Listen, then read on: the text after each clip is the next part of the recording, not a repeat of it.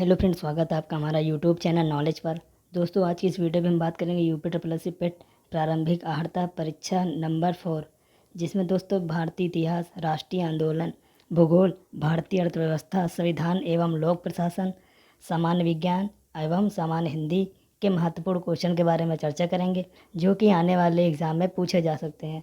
तो चलिए फिर दोस्तों, ज़्यादा देर न करते हुए यह वीडियो स्टार्ट करते हैं। सबसे पहला क्वेश्चन दोस्तों कह रहे हैं कि अकबर ने अजमेर स्थित शेख मुहिउद्दीन चिश्ती की दरगाह की यात्रा की थी। तो यह कब की थी इन्होंने यात्रा? तो इन्होंने दोस्तों यात्रा की थी 1562 ईस्वी में। ऑप्शन नंबर दोस्तों इसका बी राइट हो जाएगा। क्वेश्चन कह रहे हैं कि अकबर ने अजमेर स्थित शेख मुहिउद्दीन चिश्ती की दरगाह की यात्रा कब की थी? तो यह की थी यात्रा 1562 ईस्वी में। इसका बी हो जाएगा। अगला क्वेश्चन है कि बाणभट्ट हर्ष की तुलना भीष्म, द्रोण, कर्ण, अर्जुन जैसे पात्रों से करता था। ये सभी मिथक किस युग से जुड़े हुए थे? तो दोस्तों यह सभी जुड़े हुए थे द्वापर युग से। ऑप्शन नंबर दोस्तों इसका बी राइट हो जाएगा। अगला क्वेश्चन है कि बहलोल लोदी ने जैनपुर को कब दिल्ली सल्तनत में मिला दिया? बहलोल लोदी ने जैनपुर को कब दिल्ली सल्तनत में मिला दिया? तो दोस्तों यह मिला दिया 1484 ईस्वी में। ऑप्शन नंबर दोस्तों इसका बी राइट हो जाएगा। अगला क्वेश्चन है कि किस वर्ष शिवाजी को छत्रपति का ताज पहनाया गया था?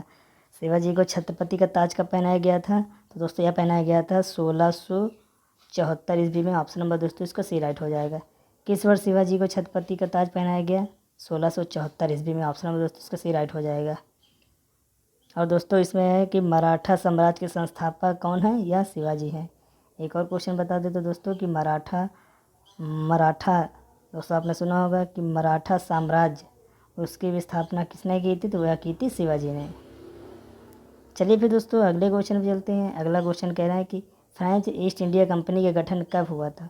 तो फ्रेंच ईस्ट इंडिया कंपनी का गठन हुआ था 1664 ईस्वी में। ऑप्शन नंबर दोस्तों इसका सी राइट हो जाएगा। अगला क्वेश्चन कह रहे हैं कि नमक सत्याग्रह किस सन में प्रारंभ हुआ था? नमक सत्याग्रह किस सन में प्रारंभ हुआ था? तो दोस्तों यह प्रारंभ हुआ था 1930 में। ऑप्शन नंबर दोस्तों इसका राइट हो जाएगा। नमक सत्याग्रह दोस्तों गांधी जी द्वारा 6 अप्रैल 1930 में शुरू किया गया था। ऑप्शन नंबर दोस्तों इसका ए राइट हो जाएगा। अगला क्वेश्चन है कि थियोसॉफिकल सोसाइटी ने भारत में कब और कहाँ अपना मुख्य कार्यकाल संस्थापित किया था? तो दोस्तों यह किया था अड्यार में 1882 ईस्वी में। थियोसॉफिकल सोसाइटी की स्थापना हुई थी। ऑप्शन नंबर दोस्तों इसका ए राइट हो जाएगा। अगला क्वेश्चन है सूची फर्स्ट को सूची सेकेंड के साथ मिलान करना है। तो इसमें बताना है कि कौन सा सही सम्मेलन, मतलब ए बी सी में से कौन सा सही है। चलिए फिर इस पर देखते हैं दोस्तों। अल हिलाल, नेशनल हेराल्ड, बॉम्बे क्रांति या फिर लीडर। तो इसमें से दोस्तों वो देखिए जो पहले आपको आता है। जैसे दोस्तों आता है लीडर किस से है? तो लीडर दोस्तों मदन मोहन मालवीय से। डी का हो जाएगा दोस्तों मदन मोहन मालवीय पहला। और नेशनल हेराल्ड का हो जाएगा जवाहरलाल नेहरू। बी का तीसरा। तो देखिए दोस्तों किस पे है। डी का पहला ए में है और डी का पहला डी में है। फिर उसके बाद इस पर करें नेशनल हेराल्ड जवाहरलाल नेहरू। तो बी का तीसरा दोनों में बी का तीसरा है। दोस्तों एक और इस पर आ रहा है कि जैसे हम बॉम्बे क्रॉनिकल, तो बॉम्बे क्रॉनिकल कौन है? फिरोज शाह मेहता। सी का दूसरा। तो दोस्तों ऑप्शन नंबर इसका डी राइट हो जाएगा। अगला क्वेश्चन है कि the roots of ancient India के लेखक कौन है? The roots of ancient India के लेखक कौन है? तो इसके लेखक है दोस्तों W.A. Fair service. Option number इसका सी राइट हो जाएगा। अगला क्वेश्चन है कि इन घटना पर विचार कीजिए। कौन घटना सबसे पहले घटी है, कौन बाद में घटी है? तो दोस्तों गांधी इरविन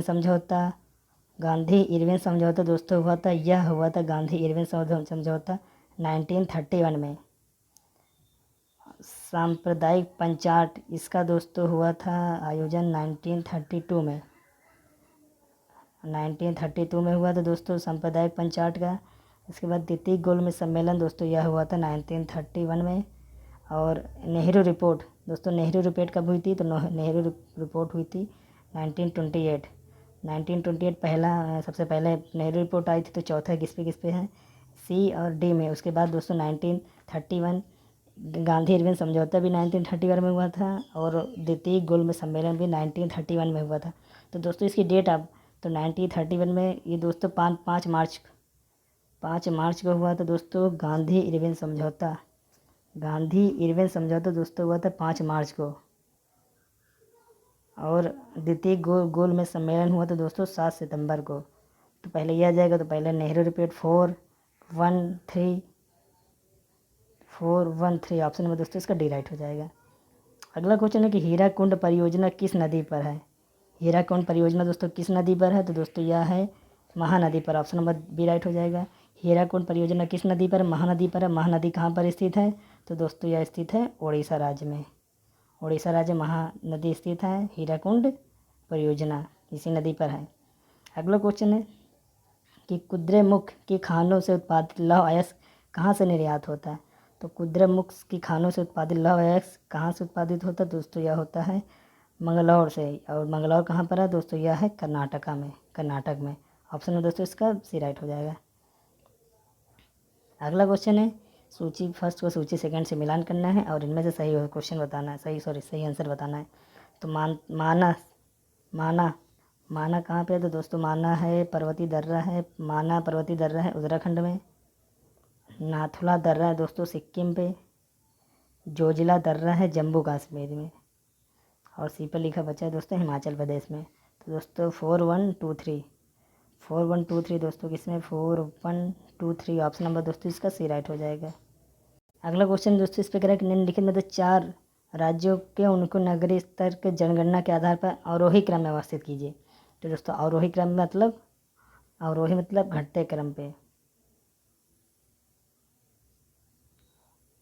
तो सबसे छोटा है दोस्तों अवरोही घटते, आरोही बढ़ते। तो दोस्तों इसका कह रहा है गोवा मिजोरम तमिलनाडु केरल। सबसे पहले दोस्तों गोवा आ जाएगा, फिर इसके बाद मिजोरम, फिर तमिलनाडु, और लास्ट पे आ जाएगा दोस्तों केरल। तो इसका हो जाएगा ऑप्शन नंबर ए 1 2 3 4। अगला क्वेश्चन है कि निम्न कथनों पर विचार कीजिए।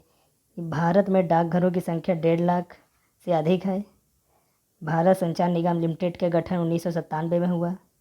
भारतीय दूरसंचार विनिमय प्राधिकरण तरी का गठन 2000 में हुआ। उपरोक्त में से कौन सा कथन सही, तो उपरोक्त में से दोस्तों ऑप्शन नंबर इसका सी हो जाएगा, केवल सही है। अगला क्वेश्चन है कि विश्व व्यापार संगठन की स्थापना कब हुई है। विश्व व्यापार संगठन की स्थापना कब हुई है, तो दोस्तों विश्व व्यापार संगठन की स्थापना हुई 1995 में 1995 में हुई है। ऑप्शन नंबर दोस्तों इसका सी राइट हो जाएगा। दोस्तों यह की डेट को हुई है 1 जनवरी 1995 में WTO वर्ल्ड ट्रेड ऑर्गेनाइजेशन विश्व व्यापार संगठन का स्थापना हुई। ऑप्शन नंबर दोस्तों इसका सी राइट हो जाएगा। अगला क्वेश्चन है कि उपभोक्ता जागरण के लिए भारत सरकार का सबसे प्रचलित नारा क्या है। तो उपभोक्ता जागरण के लिए भारत सरकार का सबसे प्रचलित नारा है जागो ग्राहक जागो। ऑप्शन नंबर दोस्तों इसका ए राइट हो जाएगा। अगला क्वेश्चन है कि व्यावसायिक बैंक, क्वेश्चन नंबर 18 कि व्यावसायिक बैंक क्या है। तो व्यावसायिक बैंक एक प्रकार को ग्राहकों को उनकी जमा पर ब्याज देते हैं। ऑप्शन नंबर दोस्तों इसका ए राइट हो जाएगा। अगला क्वेश्चन है कि थोक मूल सूचकांक का आधार वर्ष है। तो थोक मूल सूचकांक का आधार वर्ष है दोस्तों यह है 2011 से 2012। ऑप्शन नंबर इसका बी राइट हो जाएगा।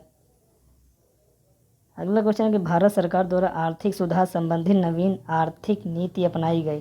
तो दोस्तों यह कब अपनाई गई, तो यह अपनाई गई है 1991 में 1991 में भारत सरकार द्वारा सुधार संबंधी नवीन आर्थिक नीति अपनाई गई। ऑप्शन नंबर दोस्तों इसका सी राइट हो जाएगा।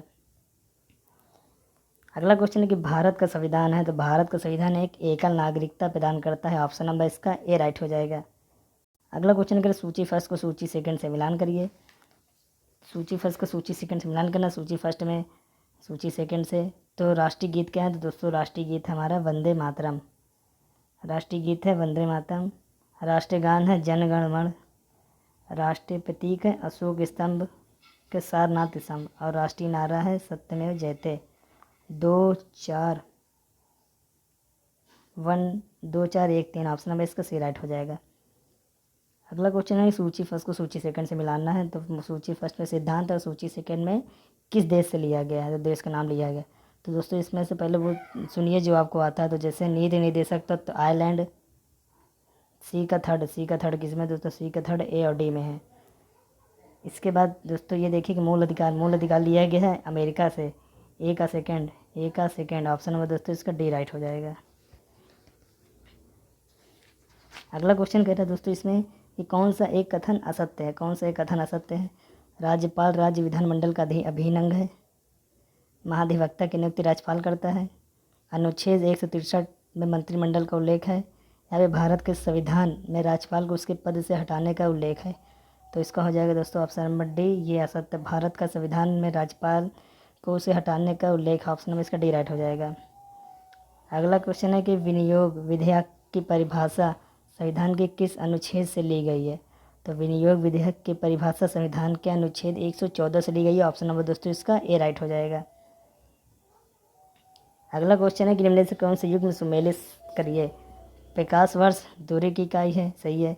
पारसेक समय की इकाई है, गलत।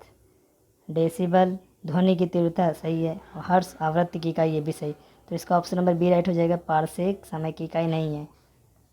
अगला क्वेश्चन है कि विश्व की सबसे अधिक तेजी से बढ़ने वाला जल पादप क्या है। विश्व के सबसे तेजी से बढ़ने वाला जल पादप क्या है।